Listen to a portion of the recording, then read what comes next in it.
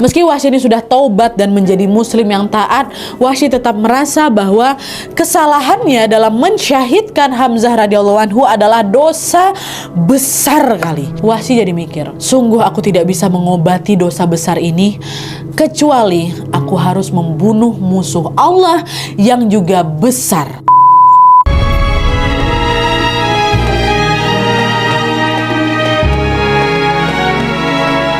Oke, Wak, jadi Wahsy bin Harb adalah seorang budak asal Habasyah atau sebuah wilayah di Afrika Timur yang sekarang bernama Ethiopia, Wak. Ciri fisik dari Wahsy mirip seperti penduduk Habasyah pada umumnya, yaitu kulitnya hitam, badannya tegap, dan postur tubuhnya itu kekar. Nah, sejalan dengan fisiknya yang kuat, Wahsy ini juga punya keahlian luar biasa dalam hal menombak, Wak. Lemparan tombaknya hampir nggak pernah meleset. Bahkan kalau misalnya ada lubang besi yang kalian ikat pakai tali terus kalian putar tuh, kalian putar kencang tuh ya, bukan putar biasa, putar kencang, Wahsy tetap bisa melempar tombaknya sampai masuk ke lubang besi itu. Itu posisi diputar. Nah, keahlian menombak ini seharusnya bisa membuat Wahsy melakukan banyak hal kan, Wak. Tapi sayang, Wahsy itu nggak punya kebebasan untuk melakukan apa-apa karena dia hanya seorang budak. Nah, statusnya sebagai budak ini, Wak, membuat Wahsy itu sering dipandang sebelah mata. Orang-orang tuh nggak peduli gimana kisah Wahsy pas dia masih tinggal di Habasyah, siapa nama orang tuanya, tahun berapa dia lahir, dan gimana cerita Wahsy bisa sampai ke Mekah tuh orang nggak peduli. Makanya nggak ada catatan literatur tentang latar belakangnya Wahsy karena orang-orang di masa itu memang tidak terdorong untuk mencatat kisahnya Wahsy, Wak. Cuman yang jelas, setelah dia tinggal di Mekah, Wahsy ini memiliki majikan atau tuan yang bernama Jubair bin Mut'im, salah satu tokoh terpandang lah, Wak, di kaum kafir Quraisy nih. Nah, selama menjadi budaknya Jubair, Wak, Wahsy ini tuh sering sekali mendapatkan perlakuan yang tidak baik. Walaupun nggak disebutkan secara spesifik apa saja yang dialami sama Wahsy, Wak, ya, tapi di sini aku mau jelasin sedikit tentang kondisi perbudakan pada masa itu, Wak, ya. Jadi kalangan masyarakat Arab pada masa jahiliyah ini, perbudakan itu udah jadi bagian dari kehidupan mereka sehari-hari, Wak. Para budak ini diperlakukan bukan sebagai manusia, melainkan sebagai barang atau properti yang sudah dimiliki sama tuannya. Semakin banyak budak milik si tuan ini, maka makin tinggi juga tuh status sosial dari si tuan itu. Nah, para tuan-tuan ini bisa bebas melakukan apapun ke budak-budak mereka, Wak. Bahkan juga tidak jarang mereka ini juga melakukan penyiksaan dan juga penganiayaan terhadap si budak. Di sisi yang lain, para budaknya cuma bisa pasrah aja. Mereka nggak bisa ngelawan, mereka nggak bisa ngelapor, mereka nggak bisa kabur, mereka nggak boleh punya harta pribadi, dan bahkan mereka tuh nggak boleh nikah tanpa seizin tuannya. Terus kalau misalnya seorang budak ini pengen hidup bebas, caranya gimana, Nadia? Nah, kalau misalnya mau hidup bebas, Wak, seorang budak ini harus merdeka dulu. Bisa dengan dimerdekakan oleh tuannya, dibeli sama orang lain yang kemudian memerdekakannya, atau bisa juga karena wasiat tuannya, kau boleh bebas setelah aku mati. Intinya, Wak, ya, budak itu nggak bisa membebaskan dirinya sendiri gitu loh. Kemerdekaan mereka adalah pemberian orang lain. Tapi pembebasan atau kemerdekaan budak ini juga jarang kali terjadi karena kebanyakan orang di masa jahiliyah itu memang kejam-kejam semua, Wak. Hampir nggak ada tuan yang mau secara sukarela memerdekakan budak mereka gitu loh. Itulah tadi, Wak, kondisi bagaimana budak pada masa jahiliyah. Jadi Wahsy bisa jadi digitukan juga gitu. Nah, setelah bertahun-tahun merasakan kerasnya perbudakan, Wak, Wahsy ini begitu mendambakan kemerdekaan. Wahsy sempat ngerasa kalau itu adalah keinginan yang mustahil. Sampai akhirnya di tahun 3 Hijriah atau di tahun 625 Masehi, tuannya yang bernama Jubair tadi tiba-tiba memberikan kesempatan itu. Jubair bilang, "Hai Wahsy, apa kau ingin jadi orang yang merdeka?" Kata dia kayak itu. Wahsy jawab, "Tentu Tuan, saya mau," katanya. "Kalau kamu mau, kamu tinggal melakukan satu syarat." "Syarat apa, Tuan? Katakanlah," kata si Wahsy. "Syaratnya, kau harus membalaskan dendamku di perang Badar kemarin." Loh, emang ada apa di perang Badar, Nadia? Ada apa sama si Jubair ini? Nah, sekarang kita sedikit flashback ke belakang nih, Wak, ya. Jadi ini buat kalian yang belum tahu, Wak, perang Badar itu adalah peperangan besar antara 300 pasukan muslim lawan 1000 pasukan kafir Quraisy yang terjadi pada tahun 2 Hijriah, setahun yang lalu, di tahun 624 Masehi. Nah, dilihat dari jumlah pasukannya kan kaum muslim jelas kalah jauh kan, 300 lawan 1000. Tapi atas izin Allah Subhanahu wa taala, ternyata perang Badar ini berhasil dimenangkan oleh kaum muslim, Wak. Kalau misalnya kalian pengen tahu cara detail tentang perang perang Badar, kalian bisa langsung nonton video yang ini Wak ya. Nah terus sebagai pihak yang kalah perang Wak, kaum kafir Quraisy pun baliklah ini kan ke Mekah dengan membawa rasa dendam, rasa kesalnya mereka gitu kan, kekalahannya mereka. Apalagi pada saat itu para petinggi mereka itu juga banyak yang tewas. Fir'aun yang umat waktu itu, Abu Jahal tewas, Utbah bin Rabi'ah, Umayyah bin Khalaf, ini majikannya Bilal bin Rabah, dan pamannya Jubair yang bernama Tu'aimah bin Adi juga tewas di situ. Ada lagi lah beberapa petinggi-petinggi yang lain yang tewas waktu di Badar Wak. Beberapa riwayat menyebutkan kalau Tu'aimah, tuannya Wahsy tadi Wak, tewas di tangannya Hamzah, pamannya Rasulullah yang dijuluki sebagai singanya Allah. Dan kematian pamannya inilah yang membuat Jubair benci kali Wak sama Hamzah radhiyallahu anhu. Lalu setahun setelah perang Badar, kaum kafir Quraisy kan mulai mau balas dendam lagi nih, mulai menyusunlah rencana perang untuk balas dendam ke pasukan muslimin. Inilah yang nantinya kita kenal sebagai yang namanya perang Uhud. Nah lalu pas Jubair tahu soal rencana balas dendam itu, pas udah tahu mau perang lagi nih, dia pun memanfaatkan perang itu untuk menghabisi Hamzah, balas dendam ke Hamzah. Tapi Jubair juga tahu kalau Hamzah radhiyallahu anhu bukanlah orang yang mudah dikalahkan, singa Allah Wak. Nah akhirnya Jubair pun nemuilah itu budaknya Wahsy, karena dia tahu Wahsy ini adalah ahli tombak gitu. Nah disitulah dia bilang, kalau kau mau merdeka, berangkatlah perang bersama pasukan Quraisy, dan kalau kau berhasil membunuh Hamzah, maka kau akan kumerdekakan, kata dia. Itu dia syaratnya. Nah sebagai seorang budak yang memang mendambakan kebebasan Wak, Wahsy nggak mau menyanyiakan kesempatan itu lagi. Apalagi dia kan punya keahlian menombak yang bisa dia pakai untuk berperang ya kan. Akhirnya Wahsy pun menerima tawaran dari tuannya itu. Wahsy bilang, wahai tuanku, kesepakatan ini hanya didengar oleh kita berdua saja.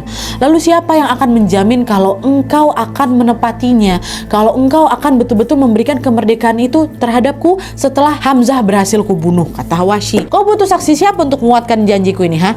Terserah tuan, yang penting saya butuh ada saksi. Baiklah kalau begitu aku akan mengumumkan kesepakatan kita ini ke seluruh penduduk Mekah supaya mereka lah yang menjadi saksinya. Betul Wak, pengumuman ini tuh kemudian disampaikanlah itu sama si Jubair, diumumkanlah itu depan Ka'bah kan, kalau nanti Wahsy berhasil membunuh Hamzah akan kumerdekakan dia kayak gitu. Nah pengumuman itu sampai ke telinganya Hindun. Hindun ini siapa? Istrinya Abu Sofyan Wak, salah satu ratu Mekah. Nah ternyata selain Jubair Wak, Hindun ini juga dendam kali sama Hamzah radhiyallahu anhu, karena di perang Badar kemarin Hamzah ini sudah berhasil membunuh ayah dan juga pamannya. Ayahnya itulah tadi Utbah bin Rabi'ah, dan pamannya bernama Saibah bin Rabi'ah.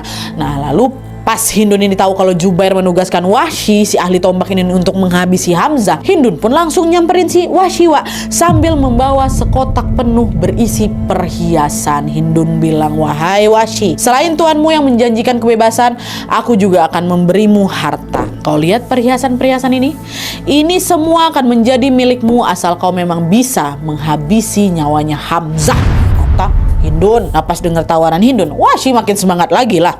Akhirnya baik nyonya, saya akan membunuh Hamzah, katanya. Nah dia segera berangkat lah tuh di kancah peperangan bersama pasukan Quraisy yang lain untuk berburu Hamzah.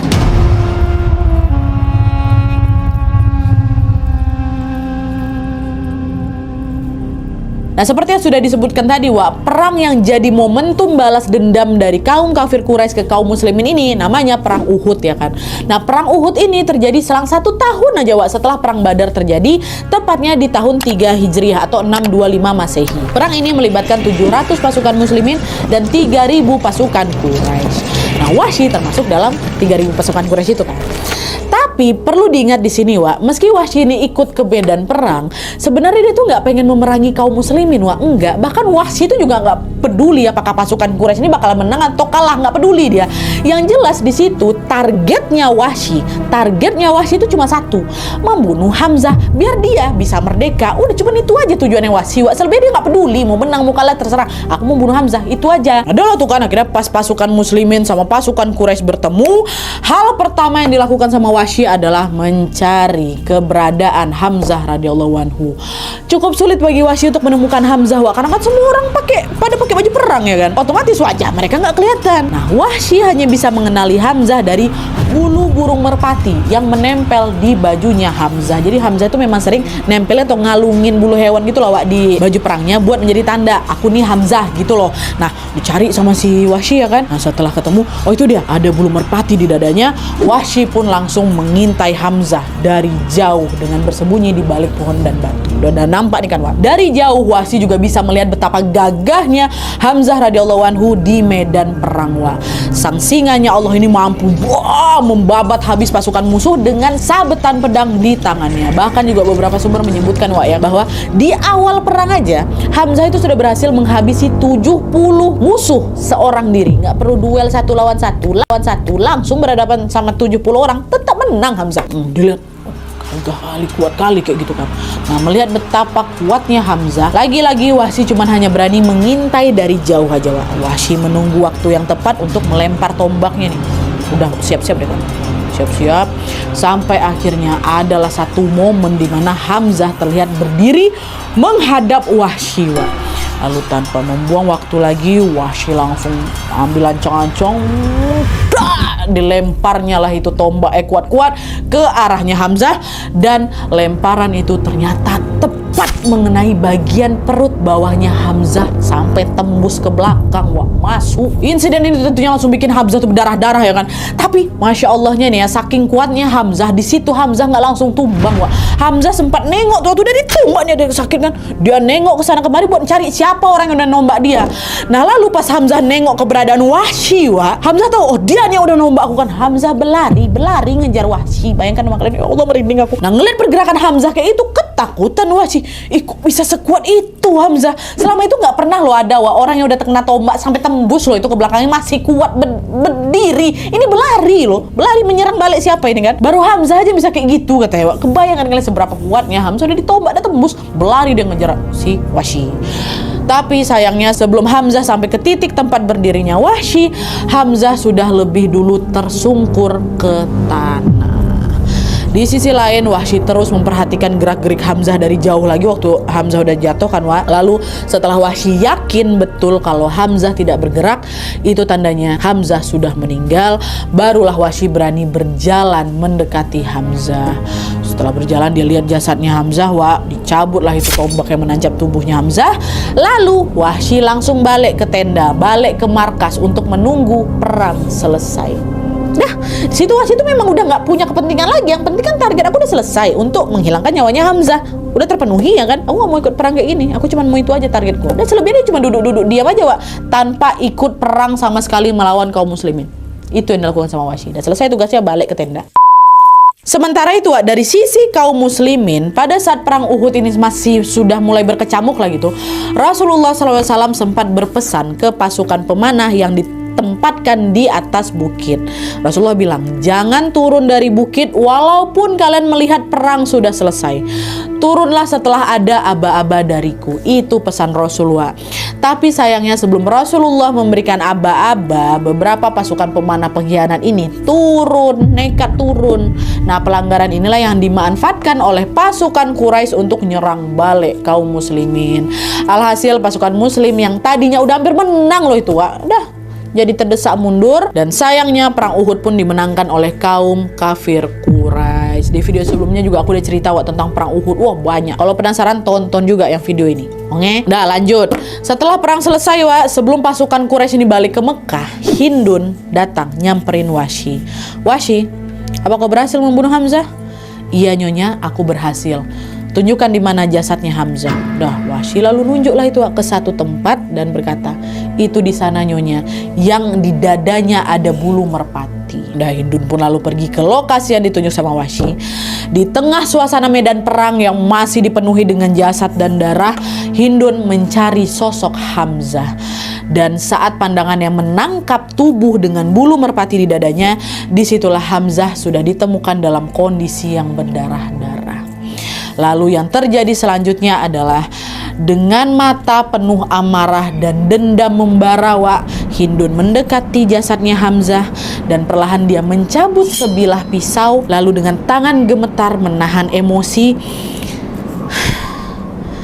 dia mulai memotong hidungnya Hamzah. Gak berhenti di situ aja, Wak. Hindun pun membungkuk. Dia belah dadanya Hamzah dengan brutal hingga dia mengeluarkan jantungnya Hamzah. Saking dalamnya rasa benci yang menguasai dirinya, Wak, Hindun bahkan sempat menggenggam jantung itu, membawanya ke mulut seolah-olah dia ingin makan jantungnya Hamzah. Tapi setelah mendekatkan si jantung itu ke bibirnya, Hindun menahan diri. Dia hanya memandang jantung itu dengan mata kosong sebelum akhirnya melemparkan jantung itu begitu saja. Bayangkan, Wak, digitukannya Hamzah.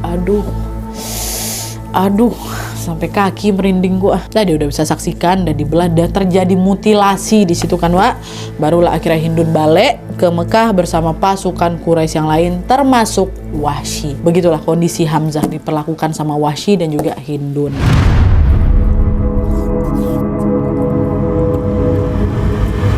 Setelah mensyahidkan Hamzah di perang Uhud, Wahsy betulan mendapatkan apa yang sudah dinyajikan pada tuan dan nyonyanya, yaitu kemerdekaan dan juga harta perhiasan. Tentu Wahsy juga senang bukan main ya kan, karena akhirnya aku bisa keluar nih dari perbudakan. Wahsy mengira setelah ini hidupnya akan tenang. Tapi tanpa dia duga ternyata kaum muslim semakin lama semakin banyak dan semakin kuat, Wak. Bahkan hanya berselang 5 tahun setelah perang Uhud tadi, kaum muslimin ini berhasil masuk ke Mekah dalam peristiwa besar yang kita kenal sebagai Fathu Mekah atau pembebasan kota Mekah. Fathu Mekah ini adalah peristiwa pembebasan kota Mekah dari belenggu kaum Quraisy. Wah, kisah ini lumayan panjang. Aku juga sudah pernah ceritainnya dalam 2 part, Wak, ya. Nanti kalian boleh tonton juga video itu. Tapi di sini aku akan ceritain garis besarnya aja. Jadi intinya adalah setelah Rasulullah dan kaum muslim hijrah ke Madinah, kota Mekah kan sepenuhnya dikuasai sama kaum kafir Quraisy kan, Wak. Sampai akhirnya pada tahun 8 Hijriah atau tahun 630 Masehi, Rasulullah SAW berhasil memerdekakan kota Mekah dari praktek jahiliyah tadi yang sudah dilakukan oleh kaum kafir Quraisy. Dan selain itu, Wak, Rasulullah juga menegakkan tauhid dan juga mengislamkan para penduduk Mekah yang ada di sana.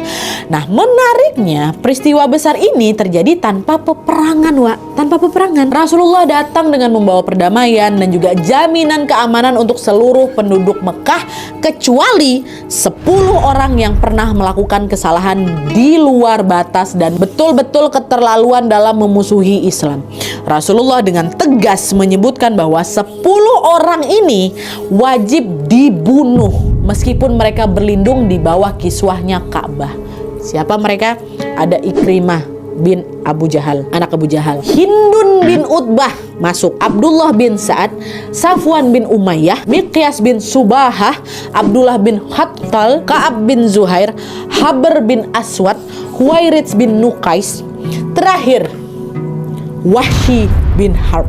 Masuk dia ke 10 orang yang wajib dibunuh. Nah, pas Wahsy tahu kalau namanya masuk ke dalam 10 daftar orang itu, panik Wahsy di situ. Apalagi dia juga dengar kalau para pentolan kaum kafir Quraisy Mekah itu, yaitu Abu Sofyan dan juga Muawiyah, udah masuk Islam, Wak. Nah, itu berarti nggak ada lagi nih orang Mekah yang akan membela Wahsy kalau kaum muslim betulan memerangi dia. Terpojok dia, Wak. Nah, adalah tuh akhirnya karena Wahsy nih ngerasa Mekah itu sudah tidak aman lagi dan dia juga masuk ke dalam 10 daftar orang yang wajib dibunuh, dia kabur, Wak, ke Taif, ya, kota yang ada di sebelah tenggaranya Mekah nih.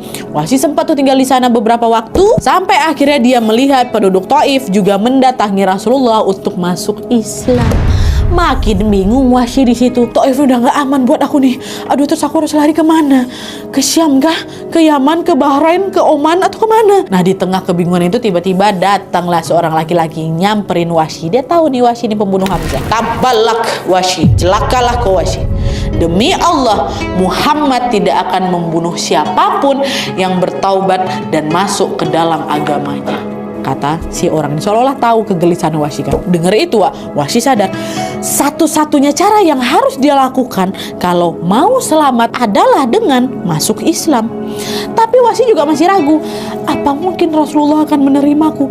Kesalahanku sangat besar karena sudah membunuh paman kesayangannya Rasul, Hamzah. Dan kegelisahan itu terus menghantui perasaan Wahsy sampai akhirnya dia ingat orang-orang yang dulu memusuhi Rasulullah lalu masuk Islam, semua kesalahan mereka sudah diampuni dan Rasulullah gak pernah membalas perbuatan mereka.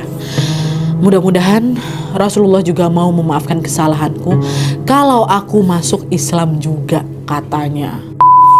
Akhirnya Wahsy pun segera langsung pergi mencari Rasulullah, Wak. Nah kebetulan waktu itu Rasulullah udah nggak di Mekah, Wak. Beberapa minggu setelah peristiwa Fathu Mekah ini, Rasulullah udah pulang ke Madinah lagi dan lagi berada di Masjid Nabawi. Nah lalu Wahsy pun berjalan, Wak, mendekati Rasulullah dari arah belakang. Dari arah belakang nih, Rasulullah nggak tahu siapa di belakang.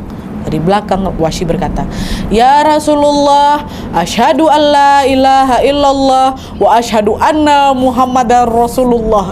Itu kata Wahsy. Dengar hal itu Rasulullah langsung noleh ke belakang, cari ke sumber suara kan. Nah sebenarnya Rasulullah tuh nggak hafal gimana wajahnya Wahsy, tapi kalau dilihat dari perawakan dan suaranya, Rasulullah yakin betul kalau orang yang ada di hadapannya ini adalah Wahsy, orang yang sudah mensyahidkan paman beliau. Rasulullah langsung bilang, waktu balik badan Rasulullah bilang, "Apakah engkau Wahsy?" "Wahsy." "Benar ya Rasulullah." "Baik, duduklah Wahsy." Rasulullah bilang lagi, "Ceritakan padaku bagaimana engkau membunuh pamanku," katanya. Di hadapan Rasulullah, Wahsy pun menceritakan semuanya. "Saya hanyalah seorang budak dari Habasyah ya Rasul. Selama tinggal di Mekah, saya punya tuan namanya Jubair. Suatu hari Jubair menjanjikan saya atas kemerdekaan asalkan saya bisa membalaskan dendamnya di perang Badar dengan cara mensyahidkan Hamzah radhiyallahu anhu. Lalu begini ya Rasulullah." Lalu diceritain lah detail sama Wahsy kan, ceritain gimana dia menombak Hamzah, bagaimana seterusnya. Lalu setelah menyimak cerita Wahsy sampai habis, dari raut wajah terlihat betul Rasulullah sedih dengarnya, karena beliau langsung teringat sama sosok Hamzah. Syahidnya Hamzah di perang Uhud memang menjadi pukulan berat kali untuk Rasulullah. Bahkan nih pas Rasulullah SAW melihat kondisi jasadnya Hamzah, Rasulullah sampai menangis, terduduk, terisak-isak. Para sahabat bilang kalau mereka sama sekali gak pernah melihat Rasulullah nangis sampai sesedih itu. Larangan gak boleh meratap itu terjadi karena peristiwa Hamzah, kan Rasulullah menangis. Setelah itu keluarganya Hamzah dan juga kerabat yang lain nangis juga. Dan semenjak itu Rasulullah mengeluarkan pesan, jangan meratapi kepergian orang, kayak gitulah. Nah karena Rasulullah sedih sekali setiap teringat peristiwa syahidnya Hamzah radhiyallahu anhu, Rasulullah sampai nggak kuat nengok wajahnya Wahsy. Akhirnya di situ Rasulullah bilang, "Wahai Wahsy, mulai sekarang jangan pernah kau berada di depan wajahku. Kalau engkau mau bertemu silakan, tapi untuk menjadi orang yang selalu berada di dekatku, jangan. Aku khawatir jika melihatmu, aku akan mengingat pamanku dan akhirnya aku membenci seorang muslim." Itu kata Rasulullah. Dengar ucapan itu menyesal Wahsy di situ. Sedih dia, betul-betul kayak ngerasa bersalah dia di situ. Sejak saat itu Wahsy udah nggak berani lagi menampakkan wajahnya langsung di depan Rasulullah. Setiap kali Rasulullah berdakwah, setiap kali Rasulullah mengimami sholat, setiap kali Rasulullah berkumpul sama para sahabat, Wahsy akan sembunyi di tempat yang nggak akan terlihat sama Rasulullah. Dan hal itu terus Wahsy lakukan sampai akhirnya Rasulullah wafat. Gimana rasanya jadi Wahsy waktu itu? Padahal bagi seorang muslim, memandang wajah Rasulullah itu adalah sebuah kenikmatan kan, Setiap kali Rasulullah dakwah, para sahabat bisa dengan leluasa menyimak isi dakwah beliau sambil memandangi ekspresi, gestur, dan juga senyumnya Rasulullah. Rasa-rasanya nggak ada yang lebih membahagiakan selain bisa berdekatan sama Rasulullah, ya kan, Tapi sayangnya semua kenikmatan itu nggak pernah dirasain sama Wahsy sama sekali. Nggak pernah. Wahsy cuma bisa ngelihat bagaimana hangatnya Rasulullah dengan teman-temannya, dengan sahabatnya, bagaimana kayak gitu, cuma bisa ngeliat karena Wahsy nggak berani liatin mukanya langsung depan Rasul, karena itulah memang perintah Rasul kan. Bayangkan nyesek kayak gimana tuh, ya Allah, aku aja ikut nyesek. Nah sejak tahu kalau Rasulullah SAW gak mau memandang wajahnya, setiap hari hati Wahsy pun selalu diliputi perasaan gelisah. Meski Wahsy ini sudah taubat dan menjadi muslim yang taat, Wahsy tetap merasa bahwa kesalahannya dalam mensyahidkan Hamzah radhiyallahu anhu adalah dosa besar kali. Gimana enggak, Hamzah radhiyallahu anhu adalah manusia terbaik setelah Rasulullah SAW. Dan kematian beliau meninggalkan duka yang besar juga di dalam hatinya Rasul. Wahsy jadi mikir, sungguh aku tidak bisa mengobati dosa besar ini kecuali aku harus membunuh musuh Allah yang juga besar, kata kata Wahsy. Wahsy terus lah itu kan nunggu kesempatan untuk bisa mewujudkan keinginannya tadi. Nah, sampai akhirnya pada masa kekhalifahan Abu Bakar As-Siddiq radhiyallahu anhu atau setelah Rasulullah meninggal, kaum muslim digemparkan dengan kemunculan nabi palsu nama yang Musailamah bin Kadzdzab. Musailamah ini dari Bani Hanifah. Dia ngaku-ngaku jadi nabi. Padahal kan udah jelas Rasulullah kan nabi terakhir ya kan, penutup para nabi. Ngaku-ngaku nih. Nah, singkatnya pada tahun 12 Hijriah atau di tahun 632 Masehi, Abu Bakar pun mengirim pasukan muslimin untuk memerangi Musailamah. Perang ini disebut dengan nama Perang Yamamah. Dan pas Wahsy tahu kalau pasukan muslim ini mau berangkat perang, dengan berani dan kuat tekadnya Wahsy pun bilang, "Ya Khalifah Abu Bakar, saya akan berangkat bersama pasukan ini. Saya akan memperbaiki kesalahan saya di masa lalu," kata Wahsy. Seolah sudah mengetahui atau mengerti permintaannya Wahsy, permintaan itu pun langsung diterima oleh Abu Bakar radhiyallahu anhu. Dan Wahsy pun berangkat dengan membawa tombak yang dulu dia pakai untuk menombak Hamzah. Tombak yang sama, Sesampainya di medan perang, Wahsy sama langsung mengincar si nabi palsu si Musailamah tadi. Dan di waktu yang sama juga, kebetulan Wahsy juga tengok ada satu orang Ansor yang juga mengincar Musailamah. Nah, lalu pas datang kesempatan untuk menyerang Musailamah, Wahsy dan orang Ansor ini pun sama-sama melepaskan senjata mereka. Wahsy melemparkan tombaknya dan orang Ansar ini juga menebas pedangnya. Wahsy menombak Musailamah tepat di titik yang sama seperti pada saat dia menombak Hamzah, sama dekat bagian perut. Dan atas kejadian itu Musailamah langsung tewas di tempat, mati dari situ. Nah, waktu dicek di jasadnya Musailamah ini tertancaplah dua senjata. Ada senjatanya Wahsy, ada juga senjatanya Ansor. Nah, Wahsy di situ nggak tahu senjata mana yang pertama kali mengenai tubuhnya Musailamah. Apakah tombaknya atau pedangnya si orang Ansor tadi? Nah, lalu Wahsy hanya bilang, "Hanya Allah lah yang tahu siapa dari kami yang membunuh Musailamah. Jika aku yang membunuhnya, maka aku telah membunuh sebaik-baiknya manusia setelah Rasulullah, yaitu Hamzah. Dan aku juga sudah menebusnya dengan membunuh seburuk-buruknya manusia, yaitu Musailamah." Itu kata Wahsy. Akhirnya setelah ikut berperang dalam perang Yamamah ini, Wahsy pun melanjutkan hidupnya sebagai seorang muslim yang taat. Beberapa sumber menyebutkan kalau waktu itu Wahsy kemudian pindah ke Suriah saat pasukan muslimin melakukan ekspedisi ke sana. Tapi meskipun tidak diketahui secara pasti, beberapa orang percaya kalau Wahsy tetap tinggal di Suriah sampai akhirnya Wahsy juga meninggal dunia di sana.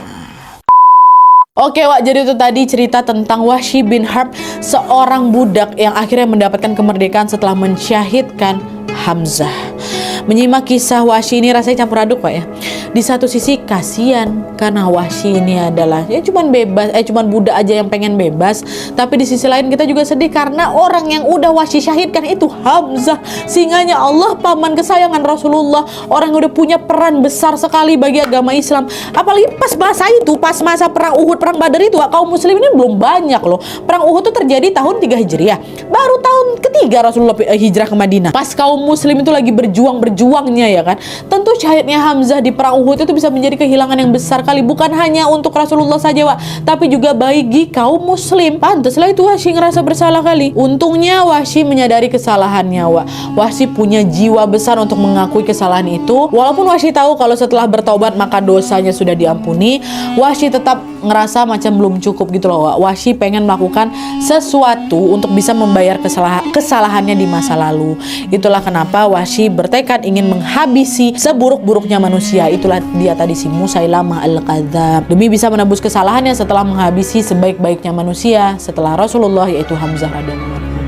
Dari kisah Wahsy ini kita bisa belajar bahwa sekejam apapun masa lalu seseorang, selalu ada jalan untuk memperbaikinya. Kita belajar bahwa kesalahan tidak harus menjadi akhir segalanya kok, tapi justru bisa menjadi awal dari perubahan yang besar.